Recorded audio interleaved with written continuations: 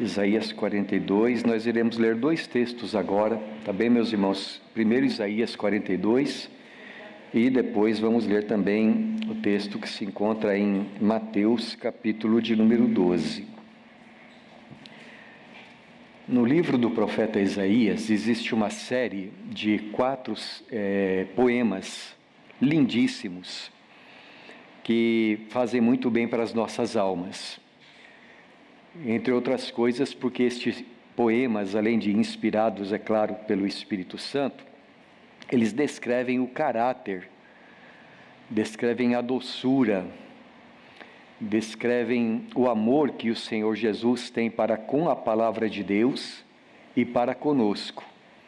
E esses cânticos, eles são chamados, nos estudos bíblicos e no próprio livro de Isaías, de cânticos do servo do Senhor, porque todos eles se referem a Jesus Cristo. O primeiro cântico é esse que nós vamos ler hoje, que está aqui em Isaías 42, depois tem outro lá em Isaías 49, outro em Isaías 50, e finalmente um quarto cântico, ou poema, do servo do Senhor, no capítulo 52, parte do capítulo 52 e 53 também. E faz bastante tempo que eu gostaria de abordar esses cânticos todos com vocês, como eu disse, por causa do bem que eles fazem para a nossa alma, para o nosso coração. E eu acho que a oportunidade então será agora. Então hoje nós vamos meditar no capítulo 42, ou melhor, no poema que aparece aqui no capítulo 42, e posteriormente nós nos voltaremos para os outros poemas também. Então nós vamos ler, meus irmãos, e assim, é claro, como fazemos com todas as porções da palavra de Deus, não é? Ler com bastante atenção, para o deleite do nosso coração, porque só de ler esses textos aqui, são coisas que fazem muito bem para a nossa alma. A beleza da palavra de Deus, por si só, ela nos alimenta, ela nos abençoa. E depois, então, nós iremos ler o texto de Mateus capítulo 12, também, que eu direi posteriormente para os irmãos. Então, capítulo 42, de 1 a 9 de Isaías, diz assim: Eis aqui o meu servo, a quem sustenho, o meu escolhido, em quem a minha alma se compraz. Pus sobre ele o meu espírito, e ele promulgará o direito para os gentios. Não clamará, nem gritará, nem fará ouvir a sua voz na praça. Não esmagará a cana quebrada, nem apagará a torcida que fumega. Em verdade promulgará o direito. Não desanimará, nem se quebrará até que ponha na terra o direito, e as terras do mar aguardarão a sua doutrina. Assim diz Deus, o Senhor, que criou os céus e os estendeu, formou a terra e tudo quanto produz, que dá fôlego de vida ao povo que nela está e o espírito aos que andam nela. Eu, o Senhor, te chamei em justiça, tomar-te-ei pela mão, e te guardarei, e te farei mediador da aliança com o povo e luz para os gentios, para abrires os olhos aos cegos, para tirares da prisão o cativo e do cárcere os que jazem em trevas. Eu, o Senhor, eu sou o Senhor, este é o meu nome. A minha glória, pois, não a darei a outrem, nem a minha honra às imagens de escultura. Eis que as primeiras predições já se cumpriram, e novas coisas eu vos anuncio, e antes que sucedam, eu vô-las farei ouvir. Quando nós lemos esse poema, meus irmãos, nós os que já conhecemos, que temos uma certa familiaridade com a Bíblia, temos alguma dúvida a respeito de quem o profeta está falando? Mas para que fique ainda mais claro para nós, então nós vamos abrir no texto paralelo, onde esta palavra se cumpre. Mateus capítulo 12, nós vamos ler do versículo 15 até o versículo de número 21. Mateus 12, de 15 a 21.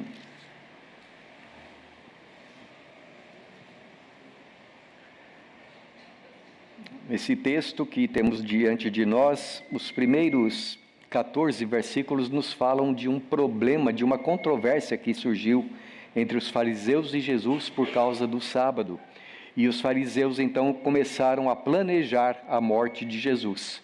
E o texto então, que nós vamos ler, fala o que aconteceu depois disto. E está escrito: mas Jesus, sabendo disto, afastou-se dali. Muitos o seguiram e a todos ele curou, advertindo-lhes, porém, para que não o expusessem à publicidade, para se cumprir o que foi dito por intermédio do profeta Isaías. Eis aqui o meu servo, que escolhi, o meu amado, em quem a minha alma se compraz. Farei sobre ele repousar o meu espírito, e ele anunciará juízo aos gentios.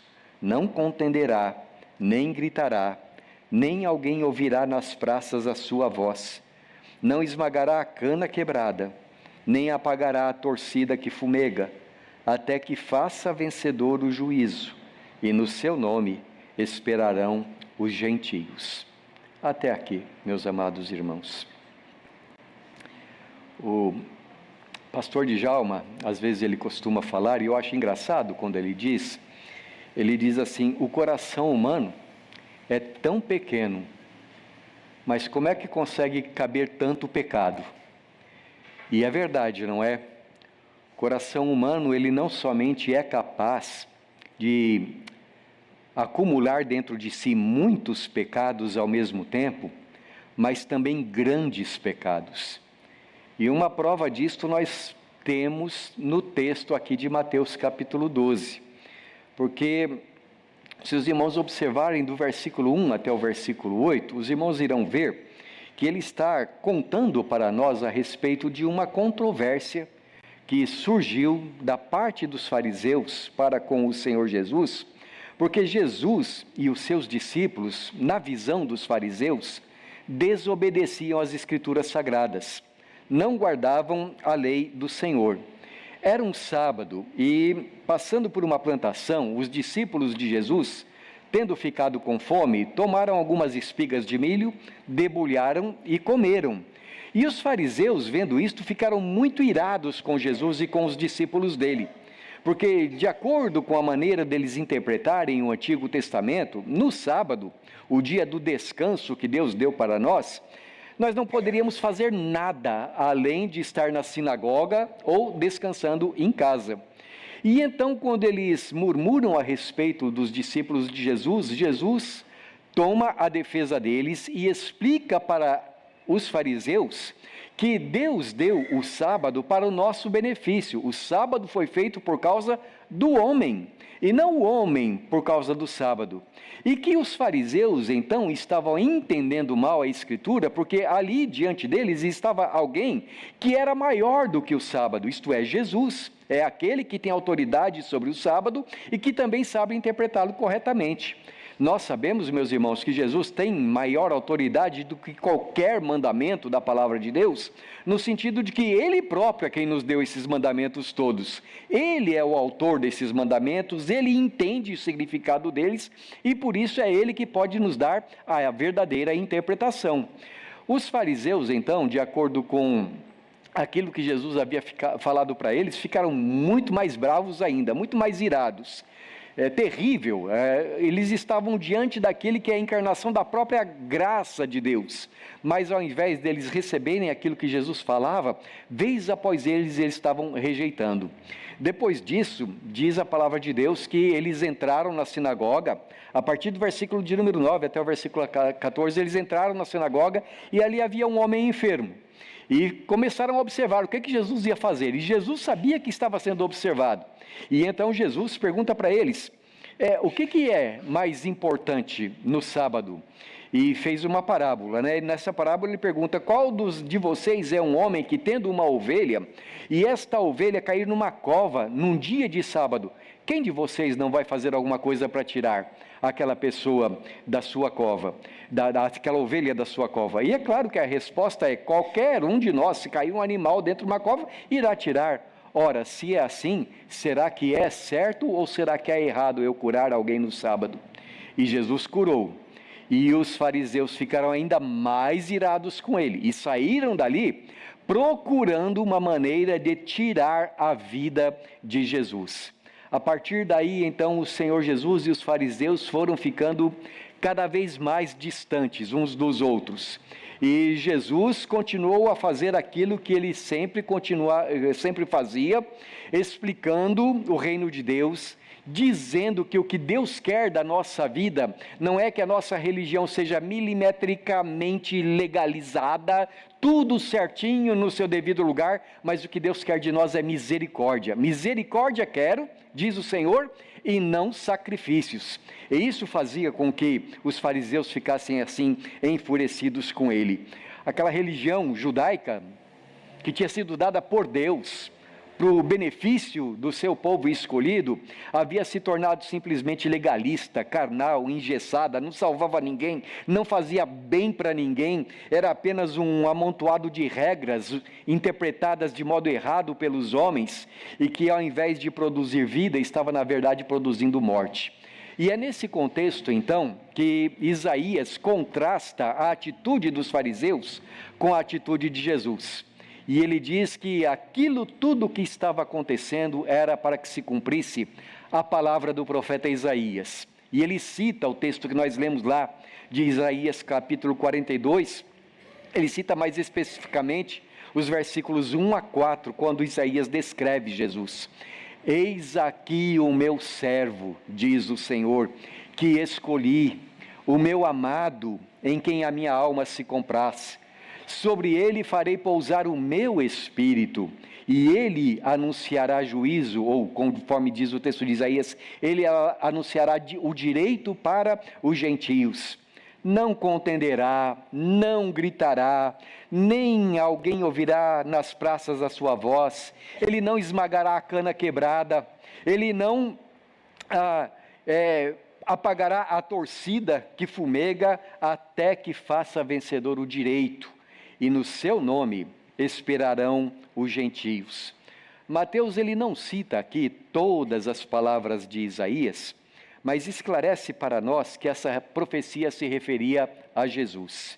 Jesus, como disse Isaías no seu poema, é o mediador da aliança de Deus com os homens.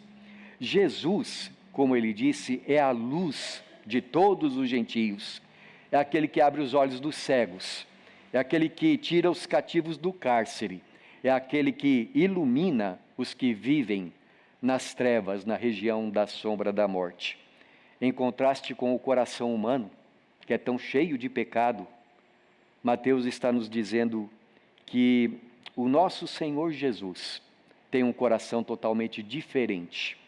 É bondoso, é santo, é meigo. Jesus é o servo que cumpre a palavra de Deus, que cumpre o desejo de Deus. Primeiro, o texto nos diz que Jesus é o prazer do coração de Deus, é o que dá satisfação ao Pai Celestial. Eis aqui o meu servo, diz o Senhor, que escolhi, o meu amado, em quem a minha alma se compraz. Não é a única vez no Novo Testamento que Deus, o Pai, descreve o Senhor Jesus dessa maneira, ou se refere a Ele dessa maneira. Os irmãos devem estar lembrados, de acordo com o Evangelho de Mateus também, lá no capítulo 3 do Evangelho de Mateus, que quando Jesus foi batizado, quando ele saiu da água, ouviu-se uma voz do céu, e essa voz dizia a respeito de Jesus: este é o meu Filho amado, em quem eu me comprazo.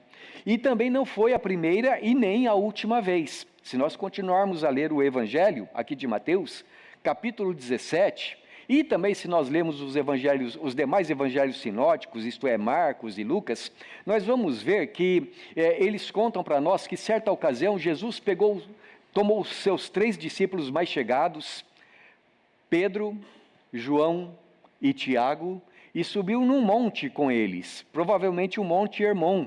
E ali naquele monte, então, de repente, apareceram 2 personagens muito importantes lá do Antigo Testamento, que já não estavam mais mortos, né, de acordo com o próprio Antigo Testamento e a tradição judaica, Moisés e Elias. e começaram a conversar com Jesus. Lucas nos diz que conversavam com Jesus a respeito da partida do Senhor que deveria acontecer em breve, lá em Jerusalém. E enquanto eles falavam a respeito destas coisas, o rosto de Jesus ficou resplandecente como o sol.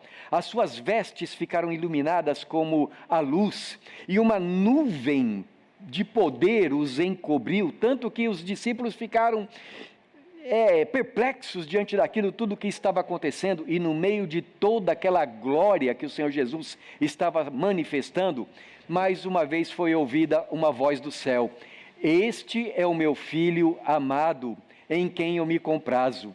E Deus disse mais uma coisa: a ele ouvi, porque ele é a expressão da vontade de Deus. Jesus é o filho amado de Deus, primeiramente porque ele é o Filho eterno de Deus, é aquele não gerado, é aquele que sempre existiu na presença do Pai e por meio de quem Deus fez o universo inteiro.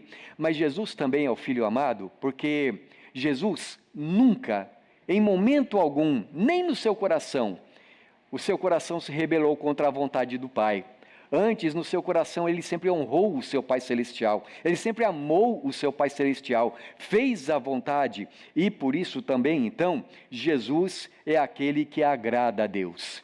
Aquelas pessoas que estavam ali, criticando o Senhor Jesus, não tinham a noção de quem estava diante deles, porque do céu o Pai Celestial estava aprovando tudo quanto Jesus falava, e tudo quanto Jesus fazia. Então, em primeiro lugar, Jesus é o Filho amado, o escolhido, o servo de Deus, que faz toda a sua vontade. Agora, ele acrescenta algo mais aqui. Ele diz assim: este é o meu Filho amado, sobre ele pus o meu Espírito. E ele vai anunciar o juízo ou o direito para todos os gentios, para todas as nações da terra. Eu gosto muito dessa palavra ungir, né? E dos seus cognatos: ungir, ungido, unção. E essas palavras, elas descrevem um rito da religião lá do Antigo Testamento que tinha um significado muito forte. Literalmente, ungir significa derramar óleo sobre a cabeça de alguém. Eu até acho engraçado quando alguém fala ungir com óleo. Não, se ungir é com óleo mesmo, né? Bom, então lá no Antigo Testamento, quando Deus escolhia alguém para ser um rei, ou para ser um profeta, ou para ser um sacerdote, o que acontecia em primeiro lugar é que essa pessoa, depois de chamada por Deus, escolhida por Deus, essa pessoa era ungida com um óleo muito especial. E esse óleo, ele simbolizava que aquela pessoa, daquele momento em diante, estava sendo tomada, estava sendo possuída, estava recebendo o poder do Espírito Santo, estava sendo revestida com o poder de Deus. Lembram-se quando Deus disse para Samuel que Samuel fosse até a casa de Jessé, e ali ele tinha que fazer uma coisa. O que ele tinha que fazer? Ungir a Davi como rei de Israel. Ou lembram-se quando Deus disse para Eliseu que Eliseu saísse daquela caverna e voltasse para a sua terra, para Israel, e aí ele deveria ungir um profeta no lugar dele, não é? Eu não me lembro agora o nome do profeta, mas ele foi lá e fez a mesma coisa. E também quando nós vemos Moisés lá em Deuteronômio capítulo 28, ungindo Arão como sacerdote do Senhor, como sumo sacerdote. É por isso que o Salmo 133 diz que onde Deus ordena a sua bênção, é como a unção do óleo que cai sobre a cabeça e que escorre sobre a barba de Arão. Então é uma palavra muito bonita, que descreve o Espírito de Deus na vida de uma pessoa. A palavra hebraica é a palavra Messias. Messias é ungido, e a palavra grega é Cristo. Então se a gente fala ungido, se a gente fala Cristo, se a gente fala Messias, a gente está falando sobre alguém em cuja vida o Espírito Santo desceu sobre ele. Ele diz aqui que Jesus, foi isso que aconteceu. Leia os evangelhos, pense nos evangelhos, eu sei que você já leu. No ventre de Maria, quem concebeu Jesus? O Espírito Santo. Depois Jesus vai crescendo em graça, em sabedoria diante de Deus e diante dos homens, E no dia em que ele vai ser batizado, identificando-se assim com os nossos pecados, quem é que vem sobre Jesus logo após ele ser batizado? O Espírito Santo manifestou-se como se fosse uma pomba descendo sobre Jesus. Depois que Jesus foi batizado, quem conduziu Jesus para o deserto? Lucas capítulo 4, versículo 1 diz que ele foi conduzido pelo Espírito para o deserto para ser tentado pelo diabo e assim experimentar as nossas próprias tentações, tornar-se assim alguém identificado conosco, alguém que venceu o pecado para poder ser o nosso Salvador. Depois os evangelhos continuam dizendo que Jesus expulsava demônios pelo poder do Espírito Santo, que Jesus curava, Jesus até ressuscitou pessoas pelo poder do Espírito. E depois, mais tarde, o apóstolo Paulo, lá na carta aos Romanos, nos diz que Jesus foi ressuscitado pelo poder do Espírito Santo. Atos capítulo 1 nos diz que depois que Jesus ressuscitou, durante 40 dias, ele esteve com os seus discípulos, dando mandamentos e ensinando a respeito do reino de Deus, pelo poder do Espírito Santo.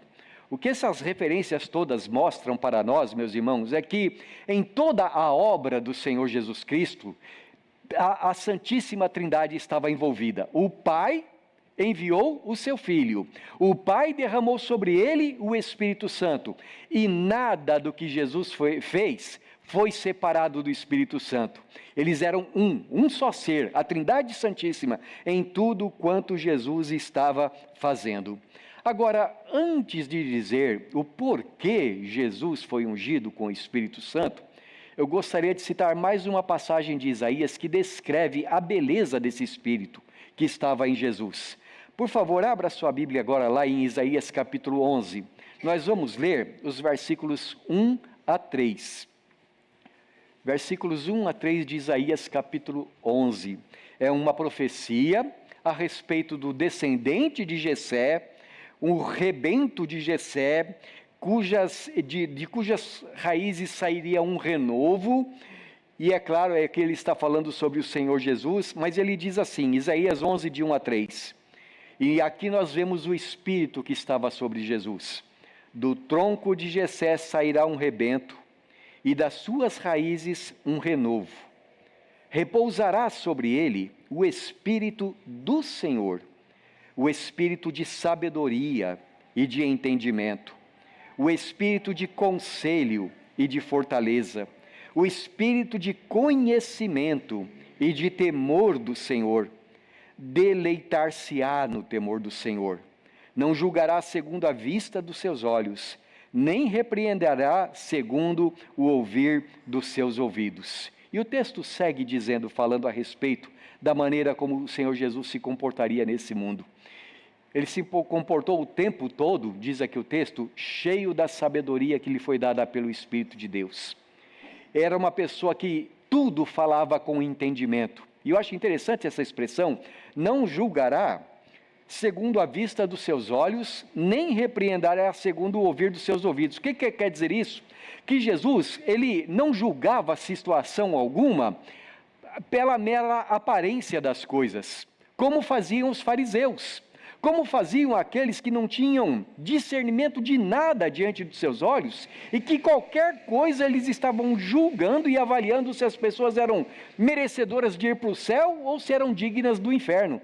Aliás, para os fariseus, quem merecia ir para o céu eram apenas eles, mas Jesus não fazia desse jeito, porque Jesus é aquele que sonda a mente e o coração. Então não é pelo que ele está vendo ou ouvindo dos outros, não é pelo lado externo, é aquele que conhece o coração de cada ser humano profundamente e faz tudo com sabedoria.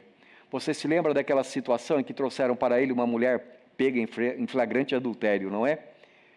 E me diga, para haver adultério, quantas pessoas pelo menos precisa ter?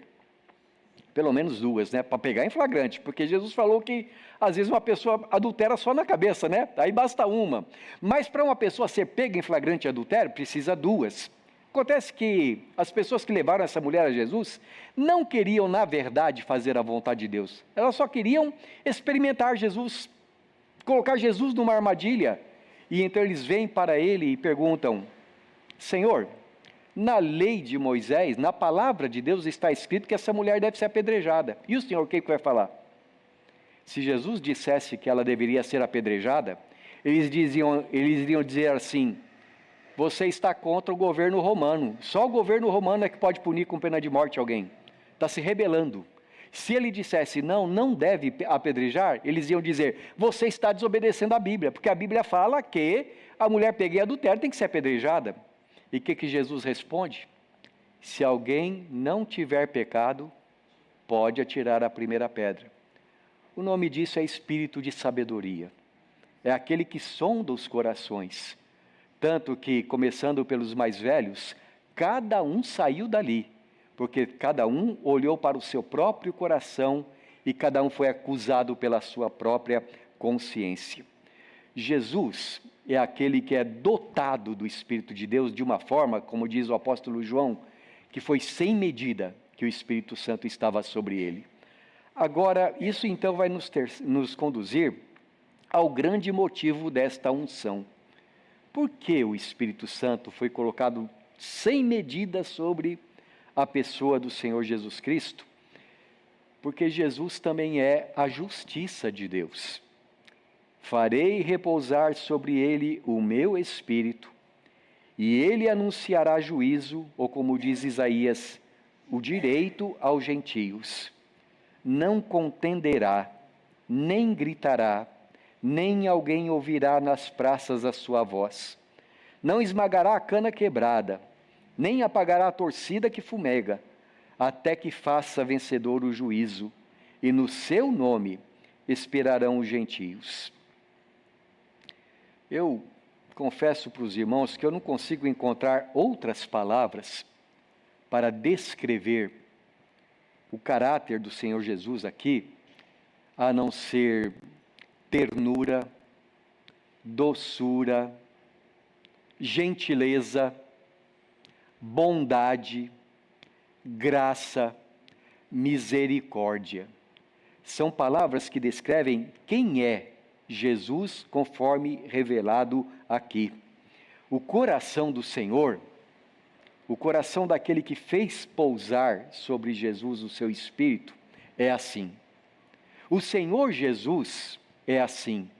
O Espírito Santo é assim, cheio de ternas misericórdias para com os pecadores. Eu gosto dessa expressão cana quebrada, ou conforme traduziu um puritano, caniço ferido. A ideia é de uma plantinha bem fininha que foi esmagada com força. E ele diz assim: o meu servo não vai acabar de quebrar essa cana.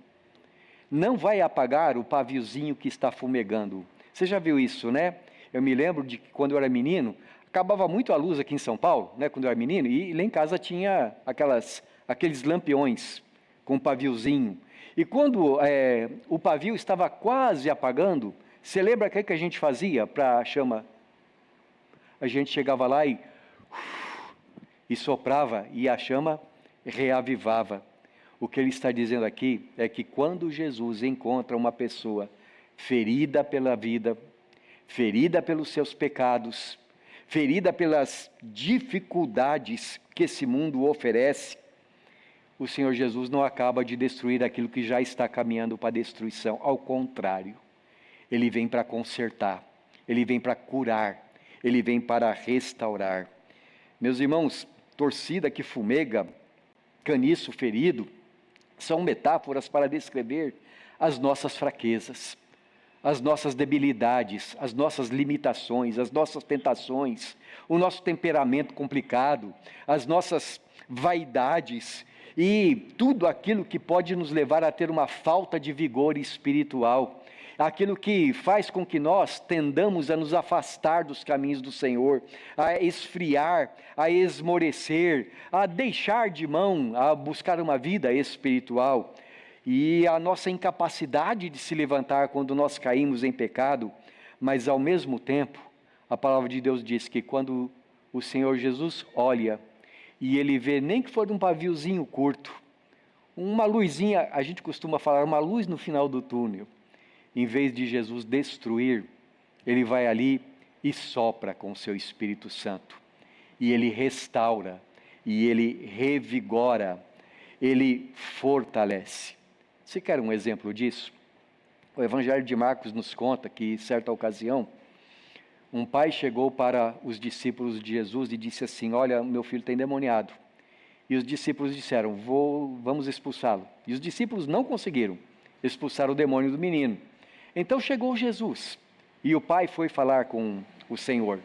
E ele disse: meu filho está terrivelmente endemoniado. Ora esse demônio joga ele no fogo, ora joga na água, quer destruí-lo, e muitas vezes o machuca. Se o Senhor pode alguma coisa, faça pelo meu filho. E Jesus disse para ele: se eu posso, tudo é possível ao que crê. E o pai respondeu: eu creio. Mas quando ele respondeu: eu creio, ele percebeu a sua falta de fé. E ele disse: ajuda-me na minha incredulidade. E Jesus o ajudou. Apesar da fé no coração daquele homem ser tão pequena, Jesus curou o filho daquele homem. Você se lembra daquela ocasião em que Pedro estava andando sobre a água em direção a Jesus? E de repente ele olha para a força do vento e ele começa a afundar. Como é que é o nome disso? Como é que Jesus falou? Homem de pequena fé. Mas ainda assim, Jesus vai lá e tira Pedro da água. Jesus não fala assim: não, você não tem fé suficiente, vai morrer afogado. Ele não faz isso. Porque Jesus, ele contempla a nossa insignificância, as nossas dificuldades. Como está escrito na carta aos Hebreus, ele é misericordioso e fiel sumo sacerdote, diante de quem nós podemos aproximar, crendo, sabendo que é um trono de graça, de misericórdia, que Ele não vai fazer com que nós nos afastemos envergonhados. Então Ele diz: chegue-se a Ele nas suas fraquezas, porque Ele vai te socorrer, Ele vai te ajudar, Ele veio para te salvar, Ele veio para curar, Ele veio para libertar. Então você pode confiar nisso. Sim, o Senhor Jesus não esmaga, Ele não grita com ninguém. Se você chegar para Jesus para falar dos seus pecados, Ele não vai gritar com você. Ele não vai dizer para você que você é uma pessoa que não merece. Ele não vai lançar as coisas em rosto. Ao contrário, Ele vai olhar para o teu coração necessitado. Ele não condena, porque Jesus veio a este mundo não para que condenasse o mundo, mas veio para salvar, veio para transformar, veio para purificar. E é por isso que mais tarde, quando o apóstolo Paulo está dizendo que nós devemos ser parecidos com Jesus, ele diz assim: acolhei aquele que é fraco na fé, mas não para ficar discutindo opiniões com ele. Acolha, assim como Jesus acolheu vocês. Não é maravilhoso, meus irmãos, o nosso Senhor Jesus? Pois quantas vezes a nossa fé é tão incerta, quantas vezes nosso coração fraqueja, e a boca fala aquilo que o coração não gostaria de falar. Quantas e quantas vezes as nossas resoluções são tão débeis e nós temos a impressão de que vamos cair. Mas o nosso Senhor, diz a carta aos Hebreus, o nosso sacerdote fiel está à direita de Deus Pai, intercedendo por nós. E é por isso que Romanos capítulo 8 diz que se Jesus está lá intercedendo por nós, ninguém pode intentar acusação contra nós, porque Jesus é a nossa justiça. Cada vez que você vai a Jesus, Ele como que estende o seu cetro gracioso e atende às suas orações, como diz a carta aos Hebreus, para a ocasião oportuna. Eu sei, meus irmãos, que eu estou aqui o tempo todo crucificando a homilética. Amanhã, quando eu for dar a aula de homilética, Edna, você vai saber que eu crucifico a homilética. Mas não tem importância. O que eu quero fazer é transmitir o mais fielmente possível a palavra de Deus para vocês. E eu gostaria, então, de concluir, meus irmãos, a nossa meditação desta noite, lendo mais um texto do profeta Isaías, que nos falam a respeito da obra do Espírito através de Jesus. Isaías capítulo 61, vamos ler do versículo 1 até o versículo de número 3. Isaías 61, de 1 a 3.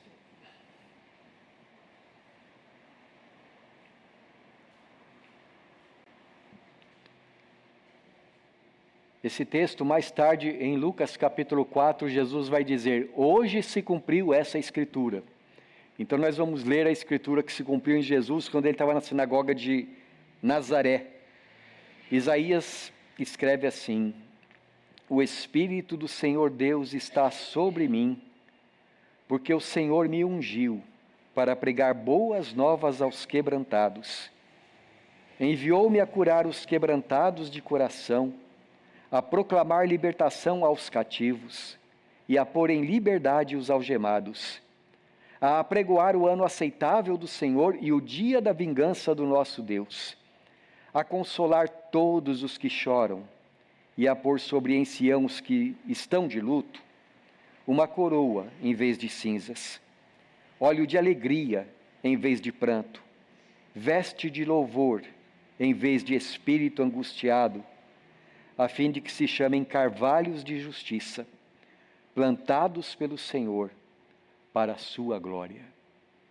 Amado, você se vê em alguma dessas classes de pessoas que Jesus veio para abençoar aqui? Veja para que Jesus foi ungido com o seu Espírito. Para tirar a tristeza daquele que está quebrantado de coração, para tirar as vestes de tristeza e colocar vestes de louvor, para ungir com óleo de alegria, para consolar aqueles que estão chorando. Você vê necessidade em alguma área da sua vida aqui nas palavras do profeta? Jesus veio para salvar, curar, libertar. Se é assim, primeiro, olhe para Jesus e veja como Jesus é bonito. Ele é o escolhido de Deus. Ele é o servo amado. Ele é aquele que dá prazer ao coração de Deus nas coisas que ele faz. E o prazer do coração de Deus é curar, é salvar. O prazer do coração de Deus é libertar. Jesus é o Messias, ou ungido pelo Espírito Santo, para promover o reino de Deus nos corações. Você crê em Jesus? Você crê que Jesus veio para salvar, para libertar, para curar o coração quebrantado? Então olhe para Jesus. Olhe para Jesus com os olhos da tua alma, com os olhos do teu coração. E que Jesus seja também o teu prazer, o teu deleite, o teu amado. Que Jesus seja a alegria da tua vida. Leve a Jesus as suas dores. Leve a Jesus os seus temores. Leve a Jesus as suas cores, se for o caso. Leve a Jesus as suas tristezas, os seus pecados. Leva todo o teu ser à presença de Jesus. Confie que Jesus te cura. Confie que Jesus te ama. Confie que Jesus te perdoa e te liberta. Transforma a tua vida. Ore a Jesus. Ore confiantemente. Porque todo aquele que invocar o nome de Jesus será salvo.